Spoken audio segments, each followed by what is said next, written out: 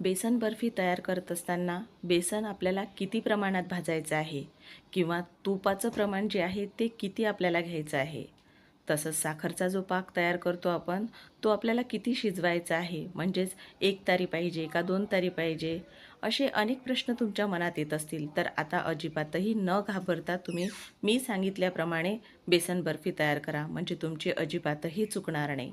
इथे आपण चणा डाळीचं पीठ 250 ग्राम घेणार आहोत. त्यानंतर इथे 150 ग्राम एवढं साजूक तूप आपण घेणार आहोत. आता इथे आपण 365 ग्राम एवढी साखर घेणार आहोत. साखर कमी अधिक तुम्ही करू शकता. इथे आपण केसर रंग, त्याचबरोबर वेलची पूड, इथे पिस्ता बदामचे काप घेणार आहोत. आता सर्वात आधी जे साजूक तूप आपण घेतलेलं आहे ते एका भांड्यामध्ये टाकून घेणार आहोत. इथे आपल्याला जाड तळ्याच्याच भांड्याचा उपयोग करायचा आहे. घेतलेलं सर्व चणा डाळीचं पीठ आपल्याला या साजूक तुपामध्ये टाकून घ्यायचं आहे. आता इथे आपण चणा डाळीचं पीठ आधीच चाळून घेतलेलं होतं. आता या जे साजूक तूप आपण घेतलेलं आहे या साजूक तुपामध्ये आपल्याला हे चणा डाळीचं पीठ पूर्ण मिक्स करून घ्यायचं आहे. सुरुवातीला तुम्हाला जरी हे घट्ट वाटत असेल तरीही यामध्ये अजिबातही तूप अजून आपल्याला वाढवायचं नाही, जरी घट्ट दिसत असेल तरी देखील. कारण जसजसं बेसन पीठ भाजण्याची यामध्ये ही प्रक्रिया सुरू होईल तसतसं हे बेसन पीठ सैलसर व्हायला सुरुवात होणार आहे. आता इथे तुम्ही हळूहळू बघू शकता बेसन पीठ भाजायला सुरुवात झालेली आहे. आपल्याला इथे हे बेसन पीठ मंद आचेवरच पूर्ण भाजून घ्यायचं आहे आणि घड्याळ लावून तुम्हाला हे चणा डाळीचं पीठ 15 मिनिटे भाजायचं आहे. मी इथे घड्याळ लावून हे पीठ पूर्ण 15 मिनिटे भाजून घेतलेलं आहे. छान याचा भाजण्याचा खमंग असा सुगंध सगळीकडे पसरतो.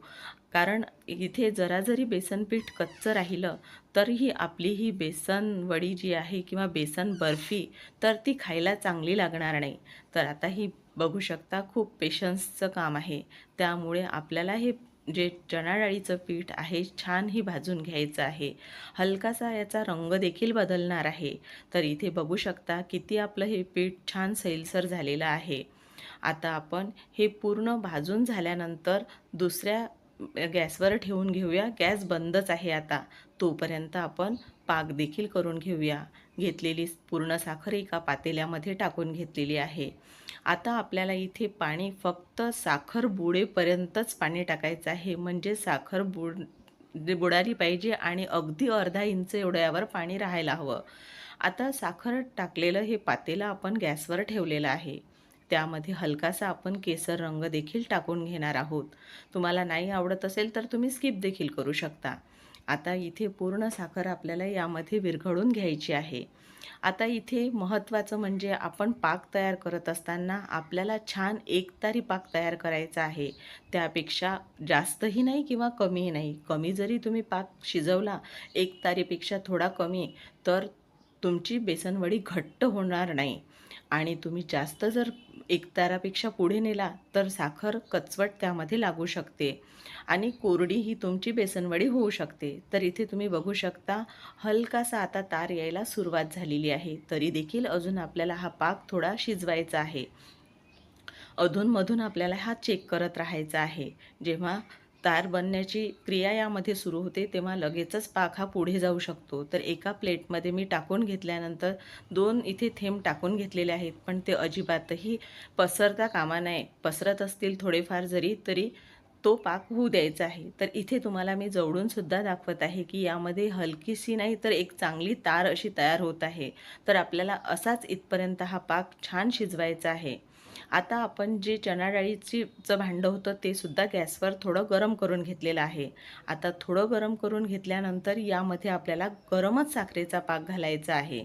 असं केल्यामुळे बेसनवडी छान अशी तयार होते, म्हणजे रवेदारही म्हणू शकता तुम्ही आणि छान तिचं जे एक सॉफ्ट टेक्स्चर तिला येतं. तर त्यामुळे आपल्याला यामध्ये गरमच हा पाक टाकायचा आहे. तर छान टाकलेला पाक आणि बेसनपीठ आपल्याला हे मिक्स करून घ्यायचं आहे. इथे रंगसुद्धा तुम्ही बघू शकता. आता इथे वेलची पूडसुद्धा आपल्याला यामध्ये टाकून घ्यायची आहे. इथे तुम्ही जायफळ पूडसुद्धा टाकू शकता. आता आपण पूर्ण हे छान असं मिक्स करून घेणार आहोत. आता मिक्स करून घेतल्यानंतर इथे बघू शकता तुम्ही, आता हे हलकंसं घट्ट व्हायला सुरुवात झालेली आहे.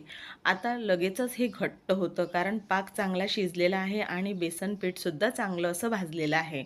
तर तुम्ही ज्या भांड्यात हे तुम्हाला टाकायचं आहे त्या भांड्याला तूप आधीच लावून आपल्याला ठेवायचं आहे. आता इथे मी हे ताटामध्ये टाकणार आहे. पण आता इथे ताटामध्ये आपल्याला तूप लावून घ्यायचं आहे आधी. बटर पेपर असेल तुमच्याकडे तर तो देखील तुम्ही लावू शकता इथे.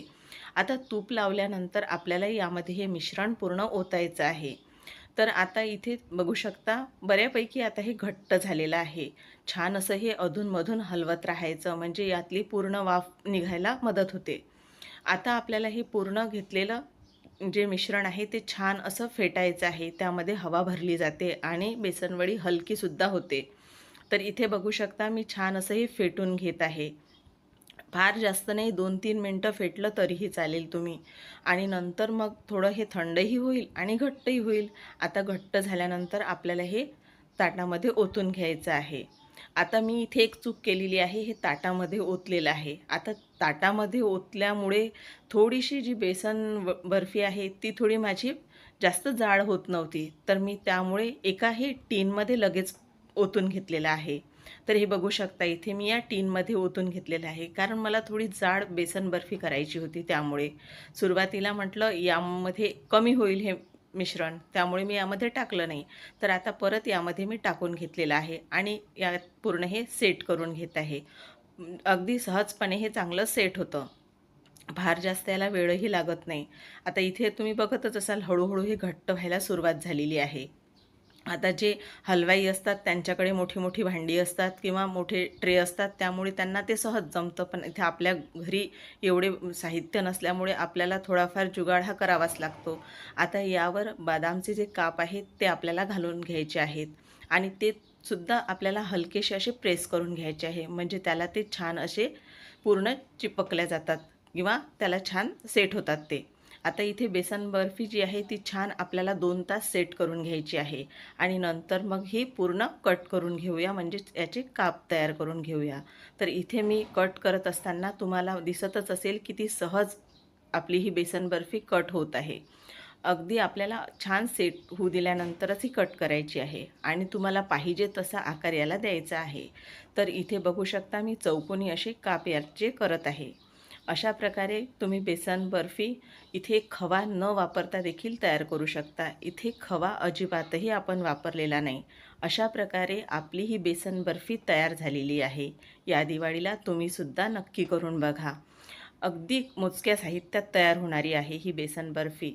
तर हिचं टेक्स्चरसुद्धा तुम्ही बघून घ्या. रेसिपी आवडल्यास रेसिपीला नक्की लाईक, शेअर करा आणि चॅनललाही नक्की सबस्क्राईब करा. पुन्हा अशाच उपयुक्त रेसिपीसोबत आपण भेटूया. तोपर्यंत धन्यवाद.